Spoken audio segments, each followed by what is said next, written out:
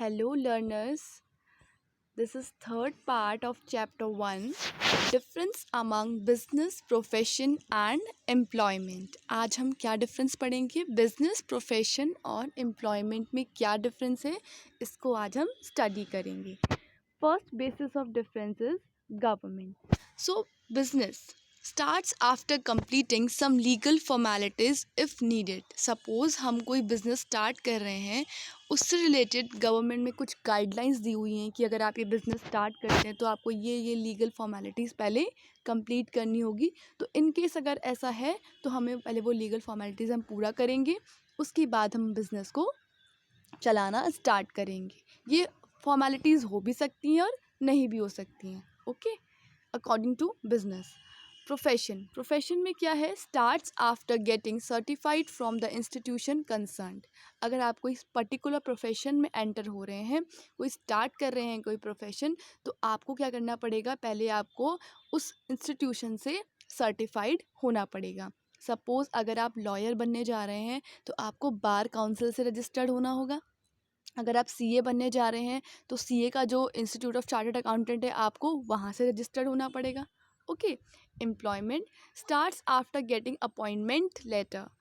Employment आपका तभी से शुरू हो जाता है जब आपको क्या मिल जाता है? आपका अपॉइंटमेंट लेटर मिल जाता है. सपोज़ आप किसी कंपनी में काम करने जा रहे हैं, आपने इंटरव्यू दिया, आपको अपॉइंटमेंट लेटर मिल गया कि कल से आप जॉब पर आ सकते हैं, आपकी ये ड्यूटीज़ होंगी, आपकी ये सैलरीज़ होंगी. ओके, तो वो क्या हो गया? आपका एम्प्लॉयमेंट या अपॉइंटमेंट लेटर. तो वहीं से आपका एम्प्लॉयमेंट स्टार्ट हो जाएगा. Next point is nature of work. Business में पढ़ते हैं production of things and services and buying and selling. तो बिजनेस में काम क्या होता है? बिजनेस में काम होता है प्रोडक्शन करना, सर्विसेज का, चीज़ों का, उनको बेचना और उनको खरीदना.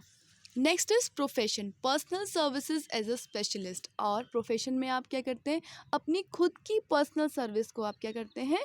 किसी को प्रोवाइड करते हैं, क्योंकि आप उस प्रोफेशन में स्पेशलिस्ट हैं. तो आप अपनी सर्विस, जैसे टीचर टीचिंग की सर्विस देगा, लॉयर अपनी लॉ की सर्विस प्रोवाइड करेगा. ओके.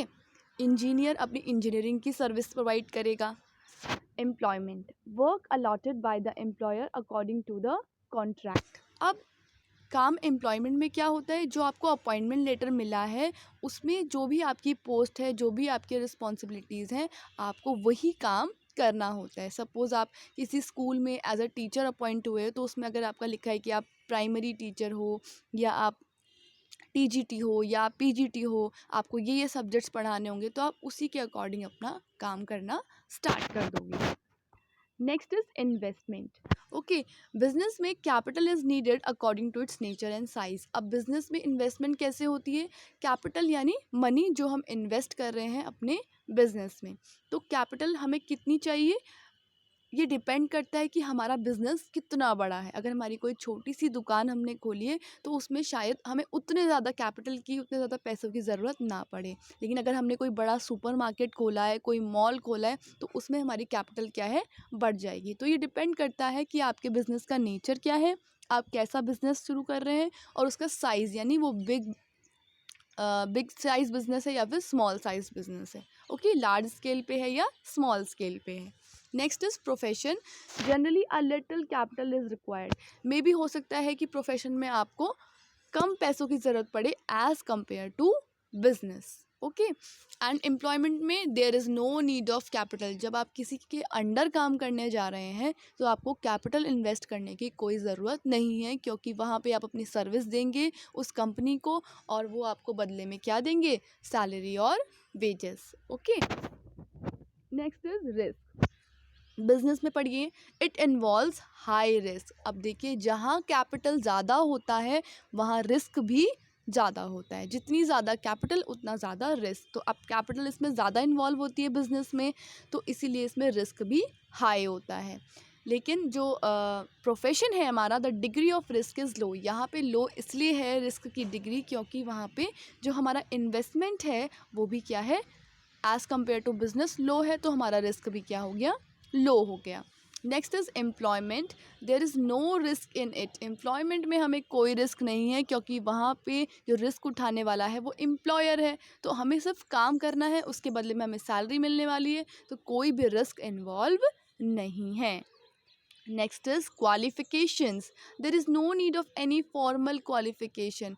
बिजनेस में ऐसा ज़रूरी नहीं है कि आपको कोई फॉर्मल क्वालिफिकेशन की ज़रूरत पड़े। अगर आपके अंदर बिजनेस स्किल है तो आप कोई भी बिजनेस स्टार्ट कर सकते हैं। जैसे सपोज़ आपको कोई किराने की शॉप खोलनी है, ठीक है, आपको कोई किराने की, परचून की जिसको हम बोलते हैं, वहाँ पे आपको सामान बेचना है, तो आपको इसमें कोई फॉर्मल क्वालिफिकेशन की ज़रूरत नहीं है। ठीक है, कोई भी अगर आपके अंदर वो बिज़नेस स्किल है, आपको लगता है आप अपना सामान बेच सकते हैं, आप में वो क्वालिटीज़ है, तो आप अपना सामान बेच सकते हैं, तो आप कोई भी बिज़नेस स्टार्ट कर सकते हैं। तो कोई फॉर्मल क्वालिफिकेशन की उसमें आपको ज़रूरत नहीं है।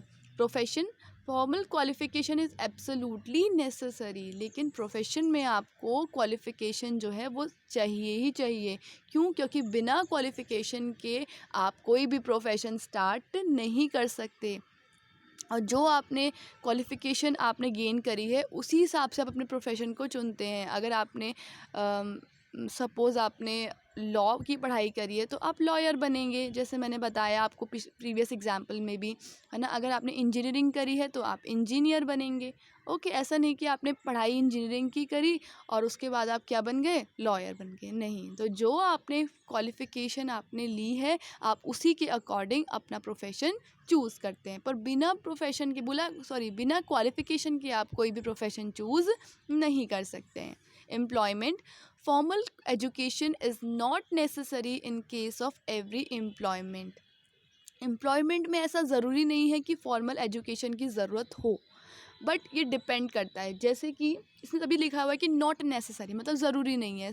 मतलब जैसे देखिए, अगर मैंने कोई शॉप खोली है, ठीक है, वहाँ पे मुझे काम करने के लिए वर्कर्स की ज़रूरत है। जैसे दुकान पे कोई कस्टमर आया तो उनसे डील करने के लिए कि हाँ जी आपको कौन सा सामान चाहिए, अच्छा पेस्ट चाहिए तो चलो निकाल दीजिए ज़रा पेस्ट, ठीक है। तो उसमें कोई फॉर्मल क्वालिफ़िकेशन की ज़रूरत नहीं है, है ना, वो तो कोई भी कर सकता है। तो मैंने किसी को भी रख लिया। सपोज़ मैंने कोई बहुत बड़ा स्कूल खोला है और मुझे वहाँ पे टीचर्स की ज़रूरत है, ऑब्वियसली तो मैं टीचर्स हायर करूँगी, तो मैं उनकी फॉर्मल क्वालिफ़िकेशन चेक करूँगी, ठीक है। तो ये डिपेंड करता है कि आप जिस एम्प्लॉयमेंट में आपका जो एम्प्लॉयमेंट है, जिसके रिगार्डिंग आप अपनी वो जॉब कर रहे हैं, उसका नेचर कैसा है, ठीक है।